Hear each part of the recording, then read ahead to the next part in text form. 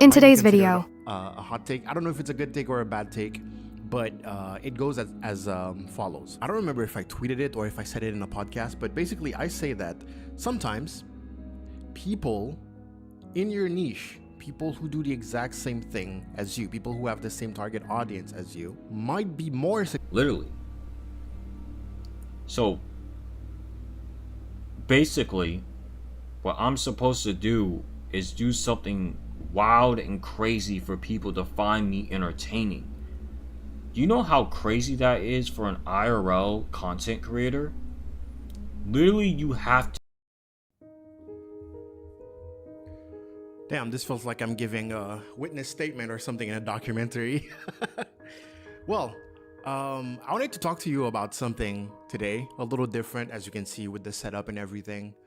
After being a content creator for a while, especially a content creator that makes content for content creators, I had to come up with some pretty controversial or hot takes, if you will. And one of those was, the famous, if you have a full-time job, then it might be easier for you to actually create content because your schedule is set.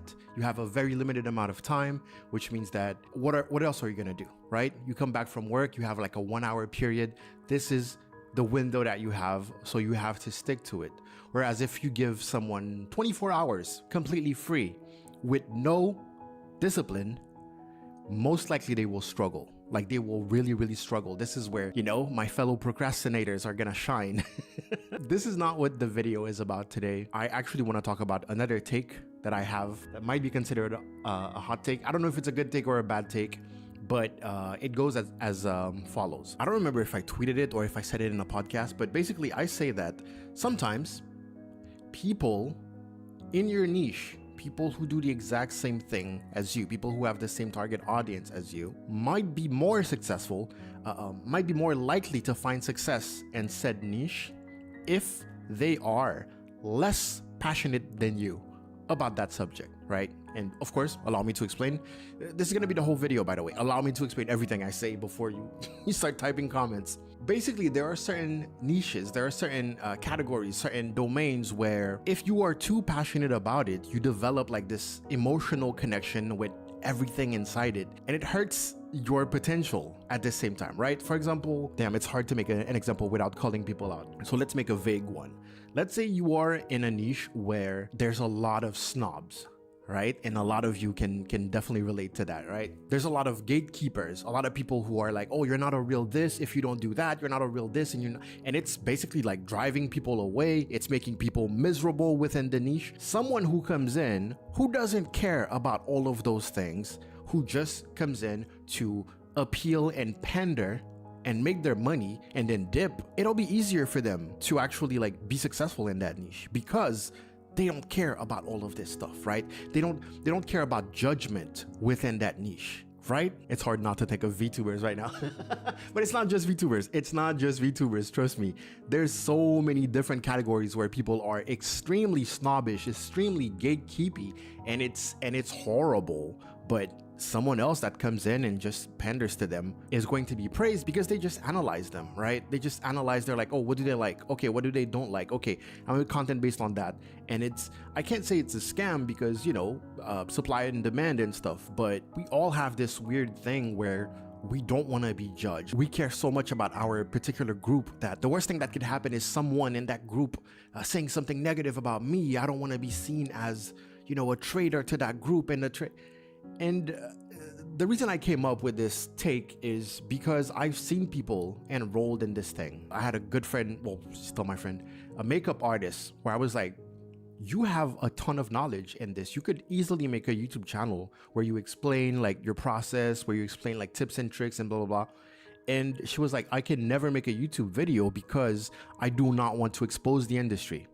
I do not want to give tips and tricks. I do not want to teach people how to do this because other makeup artists will hate me for basically teaching people how to make money without going to like a makeup school or whatever, right? Same thing. I have another friend who's a dev who is like super smart, super intelligent, and super capable of doing anything. You give her an idea and she'll like come up with it. Like in the next 24 hours, you have like a functioning code that does whatever you want. And I really mean whatever you want. Same thing. I'm like, you could make videos that are super interesting where you make all sorts of things. It can be entertaining, it can be helpful, you can, help progress society and things like that. And I got the same answer. Oh, I would never want to make a YouTube video because my peers, other devs, or people who are better than me might criticize me or might extradite me. It's kind of like a weird cult behavior where it's like, oh, I can't do anything that might endanger the cult because the cult will shun me.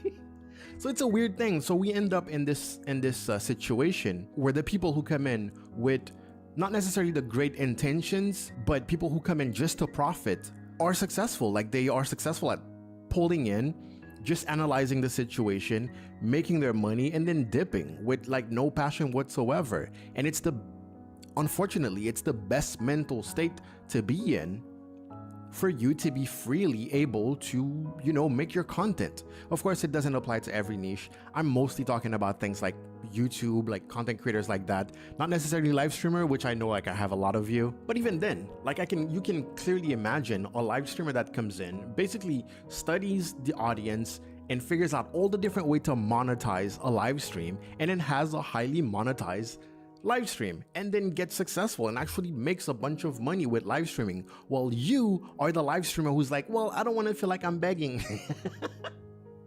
Like, oh, I don't want to feel like I'm doing this, I don't want to feel like this, oh, what if this, what if that. So the person who's not emotionally connected to the niche is not as emotionally invested in the niche. They don't fear the same weird self-consciousness that we have. I'm not saying that like I'm a part of those people who come in a niche or whatever. Actually, I'm not. I wish I was because it's a mentality that allows you to be way more productive. The whole thing with content creation now is the fact that people can come in and actually make money. It can be a business. It doesn't have to be self-expression. It doesn't have to be art. There is this balance. You can make content purely to express yourself. You can also make content because it pays. And of course, most people are in between. But what I want to say is that the approach is absolutely different. Almost always different. If I'm coming in to a niche as a content creator and I see it as a business and I'm like, I'm here to make money, I will come up with a business plan. I will study the target audience. I will figure out what they like, what they don't like, what are they polarized on, and my content will be very impactful. It's like making a restaurant that specializes in one specific food in an area where they don't have that kind of food. It's like, yeah, it's gonna work. Or, like an industrial zone where there's a bunch of, construction workers, but there's no restaurants. You pull up with a food truck, you're gonna make bank. But the other guy who's gonna open up a restaurant right next to you, but who's like, ooh, I only make luxury food, like I specialize in caviar because I always had this love for luxury restoration. Is that how you say it in English? Anyway, for for luxury foods and blah blah blah. Who's gonna make more money in your opinion? Anyways, all that to say, we end up with an abundance of people who just do whatever they want, right? And the goal becomes please the algorithm, cater to people's basic animal instinct, I want to say. And again, I wish I was like, I'm not like that. I'm actually in the camp of, oh, I have this artistic expression. Oh, I need to express myself. Ooh, I want to be creative. Oh, no, I would never do that. Oh, I want to keep my dignity or whatever. So I ended up being at this point where I was writing down different strategies that I wouldn't necessarily use because, it's like faking this or faking that or tricking people, right? Without necessarily deception, because that's when it's really bad. When there's no deception, it's actually not bad, unfortunately. I wouldn't do it, but technically it's not bad. As long as there's no deception, there is no, fraud or scam. And I really wanted to make a series where I tell you about all those different techniques, and I might do it depending on the comments that you guys leave. I wanted to talk about it in my podcast. I ended up canceling that. I wanted to make like a whole series called Evil Advice. And I felt so guilty about, potentially giving people ideas on how to do those, morally things. But yeah, personally, I can talk about this subject for hours. Basically, people who are less emotionally invested in a certain niche are more likely, might be more likely, I don't have any numbers, to find success because they are not limited by the fear of prejudice or the fear of being judged and any of that, right? They have a more, I'm not going to say surgical, but a more rational, a more strategized approach. I don't know. Maybe that's something that we should learn. I think the message might be reevaluate your own emotional connection to things, especially if it's irrational, first of all, and if it's keeping you from doing certain things by like fear. Because I feel like if I'm really passionate about something and I want to express something, but I'm too scared that it's limiting. It's too limiting. So I feel like you can learn from that by just allowing yourself to be more expressive. Because otherwise, you preserving your voice to keep your dignity is not going to help when the majority of the audience is going to end up listening to someone who doesn't care about them or doesn't care about the subject as much. So if you're really passionate about your niche, you should go for it, You should actually fight to be a voice within that niche because you represent people who love this specific thing. That's you. That's not them. That's you. So do something about it. Now, I honestly want to say that Gail here is very correct in a way. One thing I was very locked into listening is that he kept saying that someone who isn't really passionate about the genre is basically going to actually succeed over you being passionate. So if he doesn't really care about it, then basically he's going to make a lot more out of it. And it makes sense to me as to why my content may not be, actually improving, or maybe your content might not actually be improving. But the same way how I feel on it, it's just, I realize, damn, so I should be low key, I would say passionate, but I can't put too much passion into it. More likely just kind of business savvy, just get in, get out, be unpassionate, and just don't care about the subject. But me knowing myself, I can't help that. That really sucks for me because listening to his advice, I mean, he's gotten this far. So let's remember that someone with 162k subs has gotten this far. So, that being said, anything he probably did wasn't completely passionate. It's more business savvy. But I mean, he still put the energy into it. The problem with my content, I feel like, is that, I tried to push it out to multiple people. So my genre isn't in just one spot because, once again, I've told you guys this a million times. I don't want my genre or my channel to be in one spot because the moment that something gets pulled on the plug of it, so say if it was closers and then closers shuts down and then all of a sudden, it starts to die out and everyone forgets about it. Or Soul Worker, I couldn't even continue with that thing because it just wasn't possible. I mean, I farmed for years on that game and I literally stayed up until 3 a.m. wasting my whole entire time investing in it. And then I realized, what was I doing? It was the same thing for Paladins. Unfortunately, I stuck around a little bit too late. But then I think I dipped off when Thunder Brush wasn't there. So then I stopped actually doing any content on Paladins in general. But I feel like the only thing that is stopping me is basically the simple fact that every time that I want to do something, I don't know if it's my thumbnails, I'm reading articles and shit on YouTube, trying to study, trying to understand what to do. But I'm told that YouTube analyzes their thumbnails and sees if it might get someone else's attention, blah blah blah, and like my thumbnails are good enough. I'm telling you right now, I look at my thumbnails and they're good enough. It's just YouTube, I feel like, refuses, or the AI refuses to push out my shit. And it barely does it. And if it does, it's like a once in a blue moon thing. Like it would be like, oh, well, this video looks interesting to someone else. It might work out. So I'm going to push this out for you. Blah, blah, blah. It gets pushed out. And either it would get 100 views or 50. And it's just like, you know, since 2019, I've been still trying to grind, bro. Like, 2019, I actually got regular views. I got regular shit. Like, you could look back at my views, and they were actually very steady. I uploaded compilations, they were very steady. And then it just happens again. After 2019, or I think after 2021, that's when things, as I repeat again, gone downhill. And I feel like the only way how I'm ever going to, you know, actually be able to blow up is through either Instagram and picking the right tags that will get people's attention, or I'm going to keep doing this YouTube shit, and I'm still never going to give up because I know for a fact it's bullshit right now. Because the shorts are helping my channel. I'm telling you guys right now, my shorts are the only thing that is helping this channel survive. Long form content, it seems like people don't even see at all for some weird ass reason.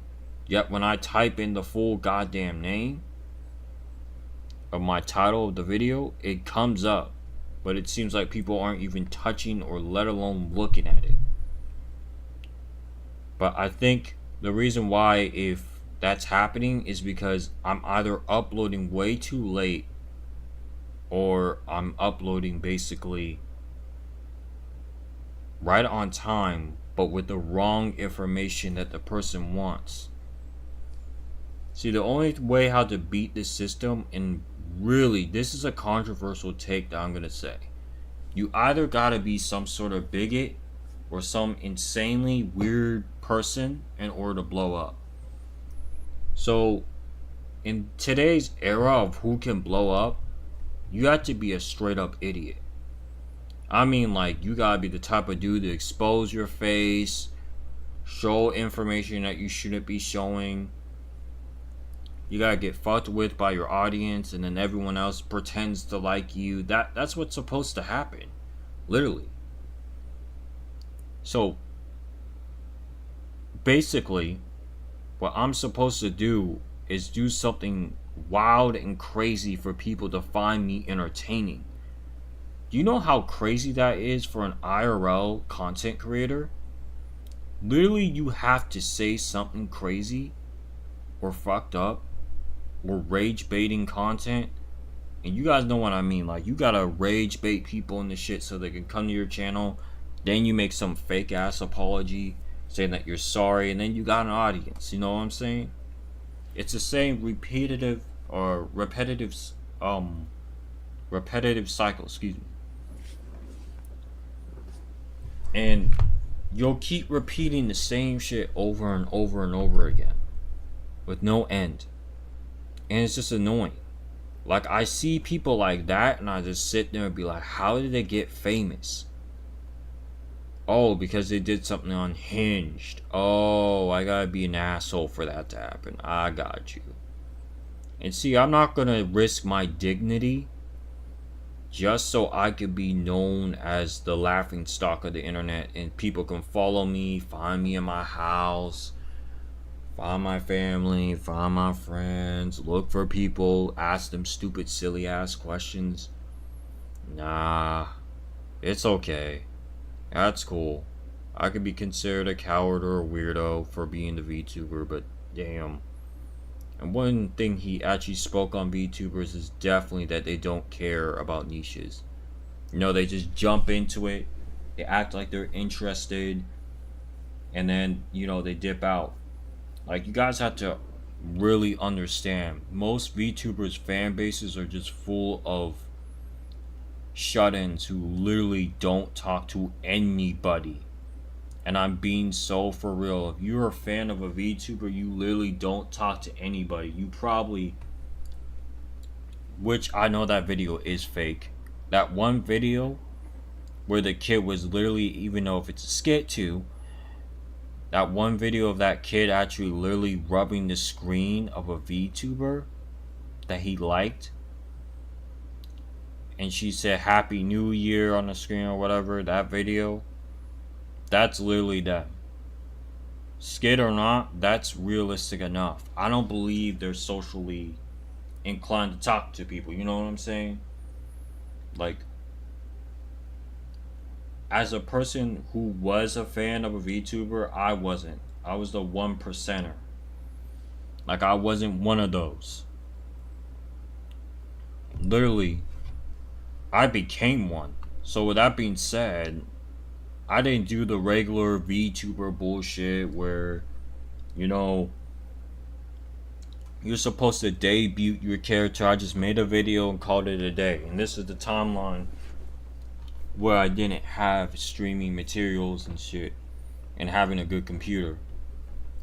Isn't it crazy, right? Like, I had to literally scrap and scrape at whatever materials I had in my possession and just make of it. Just try to create something good to me. But seriously though, you guys, I feel like the only way how you're ever going to be popular nowadays is you literally have to say something or do something unhinged.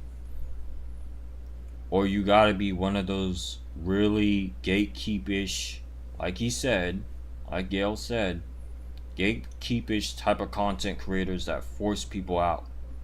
And you might just get a little bit of fame. But unhinged behavior, you have no idea how many people are just in complete yearning for literal unhinged content. These are the same people, by the way, that be like talking shit about them, but then later on be a super fan of them and show up jumping up and down like a goddamn rabbit or some shit, or a crackhead, just can't sit still. And it's just like, it doesn't get any better, dude. I feel like the only way how this channel personally blows up is I do something unhinged IRL and then people respect me. Or at least pretend to respect me. Which I will never do, because once again, my dignity matters. My personal space matters.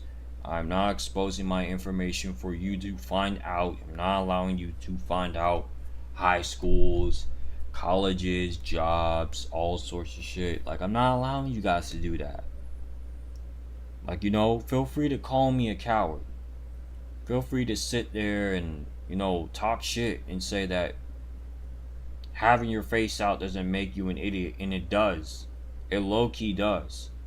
Because then why, as I've said before in my latest video, why is it that you somehow magically get doxxed? It's simple. You get doxxed because they have the information of your face. So they screenshot it in any angle, put it in an engine. The engine analyzes the face. Where is it from? Where does it live? What high school they go to? All sorts of information you don't want exposed. That being one of it. Now I understand you don't like to admit that medicine that I'm giving to you, but you gotta understand, that's the truth. You gotta suck it up. Don't get upset, just negate it, as I said before in my latest video. All you can do is negate it and try to find ways to secure your life. But it's no one's fault for that, except yours. You trusted the internet and the internet spat in your face. So the only way, once again, that your boy Neusxanity gets popular is I do something unhinged, expose my face, show my life, you know, act like I'm really brave, but really in reality I'm not brave. I'm stupid as hell for doing it, because now I risk other people's safety, and they're in danger because of you wanting to probably dox me just to make a joke out of me. So yeah, it's a pretty fucked up sequence. I feel like that's what stops me from making content, or making content that will actually blow up. And I feel like even though that does stop me, it is how it is, and I've accepted it. Now I wish I could do better for you guys, but I would rather keep my safety privated, and that's it. That's why I'm asking for 1,000 subs, so I can have a backing in case of things go wrong. But it's still a goal nevertheless. I'm playing it safe. I'm not trying to reveal my face for information that may get exposed, that isn't the truth, or whatever information that someone's going to make up in the future. So I'm playing it smart. Anyways, guys, if you're not someone who's an unhinged content creator, or someone who wants to keep their dignity, just know you're not going to blow up. You're not going to be a content creator that you want to be. You have to say something unhinged. Instant blow up. If you don't like doing your niche, just act like you really don't care and then just dip. Instant blow up. Just like Gail said, my opinion versus his, it's all different, but mine's is more likely straightforward. Anyways, I'll see you guys in the next video. Peace out. Hi, I'm Lucy Christian. I am the voice of Ochako Uraraka, and you should subscribe to Neusxanity's channel. Peace out!